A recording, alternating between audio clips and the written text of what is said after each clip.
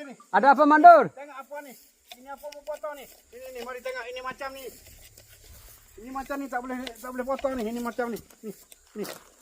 Orang yang potong yang masak-masak aja nih. Kenapa potong buah hitam? Ini kan buah masak. Tak ada masak ini macam. Ini hari mau balik tak payah kerja lah. Tak payah kerja? Mau balik. Balik terus. Kali ini macam mau kerja tak payah balik. Mando, minta maaf lah. Minta maaf lah hari ini. Berapa kali dah kamu buat nih, aku dah maaf. Ini hari kamu balik terus. Tak payah potong. Balik terus. Kalau saya balik, saya rugi lah. Ini hari kamu rugi. Besok mau potong yang lain tak ada rugi. Ini hari tak boleh potong. Ini nih. Ini macam. Ini buah ini. Bukan masak. Ini macam nih. Nih. Ini dah putih. Buah hitam kan? Ini buah hitam nih. Saya nampak tadi. Nampak pulang kali jangan keluar macam ni. Ambil sini taruh dalam. Jangan masuk sini. Kalau masuk sini kamu kira mau kena buang sana. Buang dalam. Mau buang dalam ni. Ambil sini buang terus.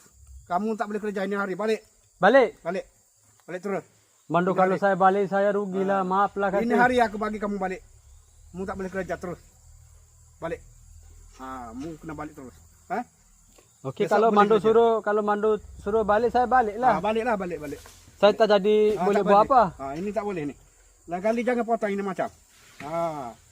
Berapa kali dah aku tengok kamu potong juga. Kalau mau potong ini hari, kamu boleh balik. Ini hitam nih, tak masak nih. Tak masak? Tak masak. Ini hari kamu balik dulu. Balik ya? Balik. দেখেন প্রিয় দর্শক, আজকে ভুল করে একটা কাঁচা ফল কাটছি, রাস্তায় এনে রাখছি।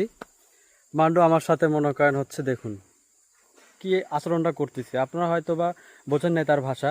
সে বলতেছে যে আজকে তোমার কাজ নাই, তুমি আজকে চলে যাও। এখন আমাকে রুমে পাঠিয়ে দিচ্ছে, আমাকে কাজ দিবে না আজকে আমার বেতন নাই। কারণ আমি এর আগেও 2-3 বার হচ্ছে কাঁচা ফল কাটছি, সে দেখছে, আমাকে মানা করছে, তারপরেও আজকে হচ্ছে আমি ভুল করে কাঁচা ফল কেটে ফেলছি।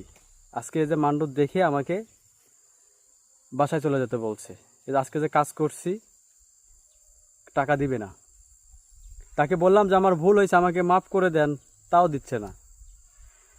যখন মান্ডু এরকম করা শাসনে আমাদেরকে রাখে, তখন আমাদেরকে করার কিছু থাকে না। আমি যদি আমার যে অ্যাসিস্ট্যান্ট ম্যানেজার আছে, আমি যদি সেখানেও যাই, সেখানে আমি মাপ পাবো না, কারণ আমি ভুল করছি, কাঁচা ফল কাটছি। তো আজকে আমার বেতন নাই, এখন আমি বাসায় চলে যাচ্ছি। আসসালামু আলাইকুম।